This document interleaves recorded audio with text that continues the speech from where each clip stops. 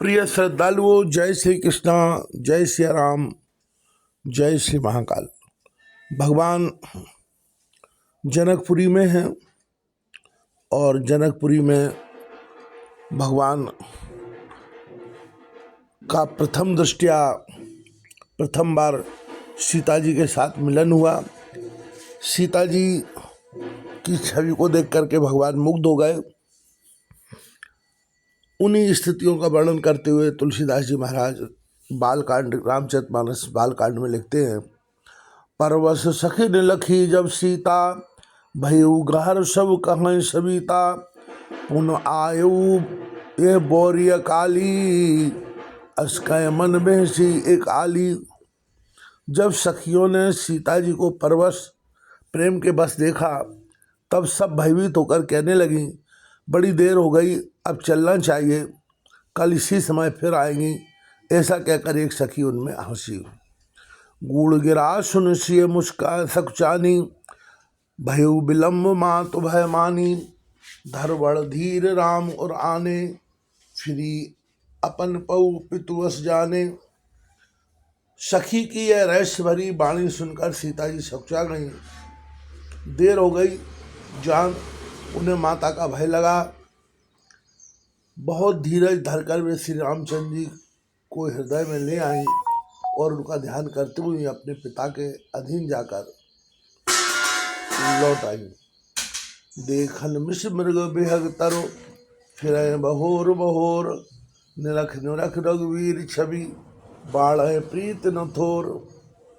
मृग पक्षी और वृक्षों को देखने के बहाने सीता जी बार बार घूम जाती हैं और श्री राम जी की छवि देख देख कर उनका प्रेम कम नहीं बढ़ रहा है, अर्थात बहुत ही बढ़ता जाता है।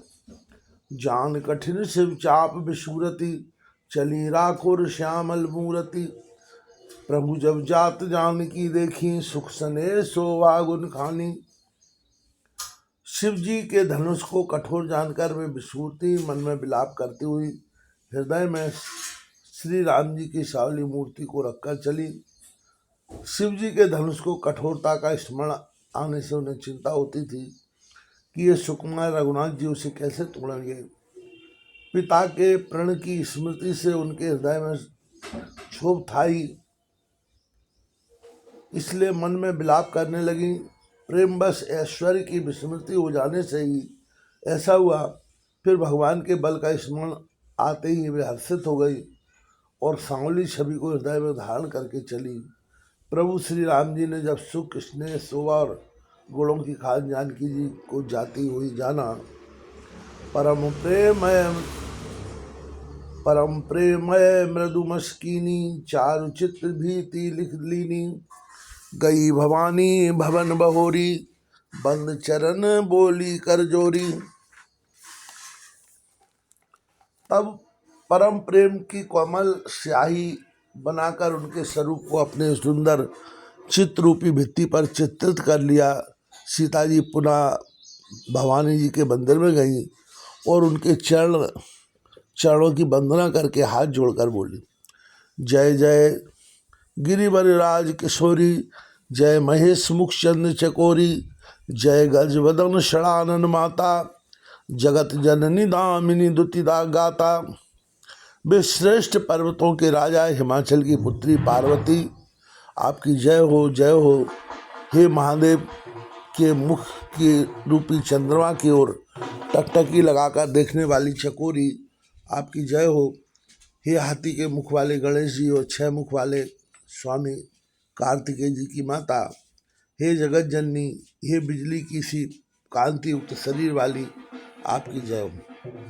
नहीं तब आदि मर्द अवसाना, अमित प्रभाव वेद नहीं जाना, भव विभव पराभर कारिन, विश्व विमोहन स्वस विहारिन। आपका न आदि है, न मध्य है, न अंत है। आपके असीम प्रभाव को वेद भी नहीं जानते।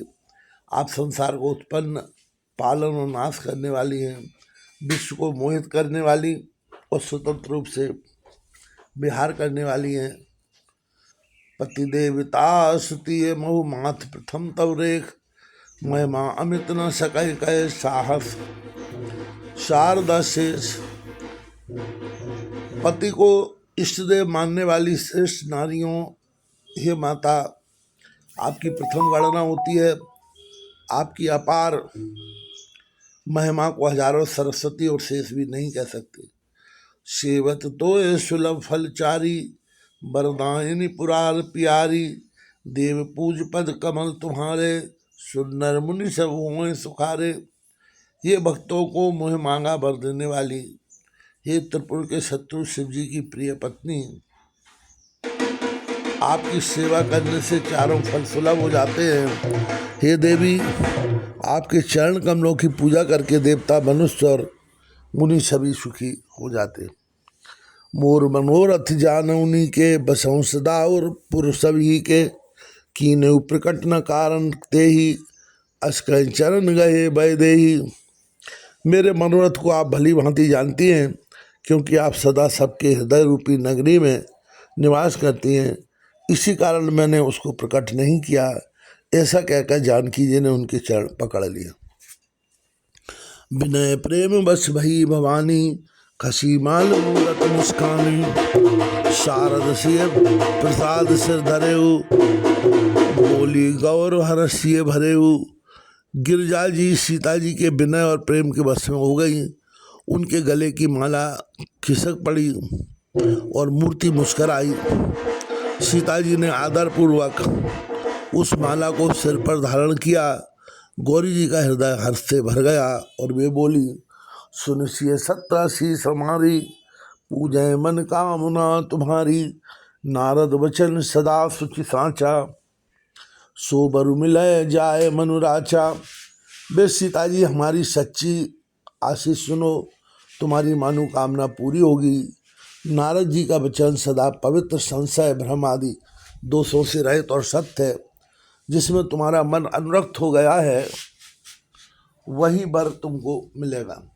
मन जाय राचो मिले सोबर, सहज सुंदर सामरो, करुणा निधान सुजान शील स्नेह जानत रावरो। यही भांत गौर आशीष सुनसिय, सहित ही हर्षी अली, तुलसी भवानी पूज पुन पुन मुझे तुमन मंदिर चली। जिसमें तुम्हारा मन अनुरुक्त हो गया है वही स्वभाव से ही सुंदर सांवला वर श्री रामचंद्र जी तुमको मिलेंगे। वह दया का खजाना और सृजन सर्वदा है। तुम्हारे शील और स्नेह को जानते हैं।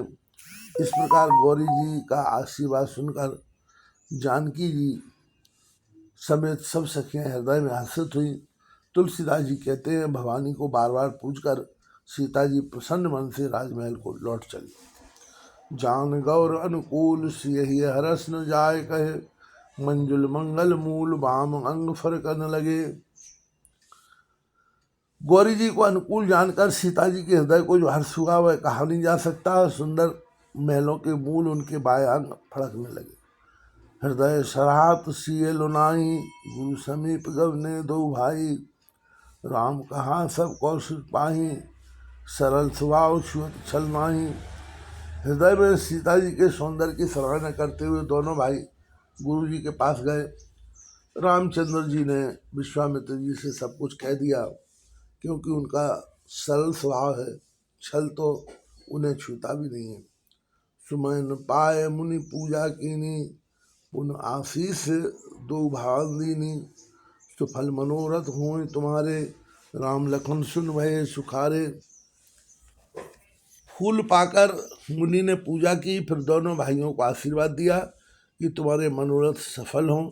यह सुनकर श्री राम लक्ष्मण सुखी हुए। कर भोजन मुनि वर विज्ञानी, लगे कहन कछु कथा पुरानी, विगत दुस्सा दिवस गुरु आयुष पाई, संध्या करण चले दो भाई। श्रेष्ठ विज्ञानी मुनि जो विश्वामित्र जी भोजन करके कुछ प्राचीन कथाएं कहने लगे। इतने में दिन बीत गया और गुरु की आज्ञा पाकर दोनों भाई संध्या करने चले। प्राची दिशि उयऊ सुहावा, सिय मुख सरस देख सुख पावा, बहुर विचार कीन मन माही, सिय बदन सम हिम कर नाही। उधर पूर्व दिशा में सुंदर चंद्रमा उदय हुआ। श्री रामचंद्र जी ने उसे सीता के मुख के समान देखकर सुख पाया।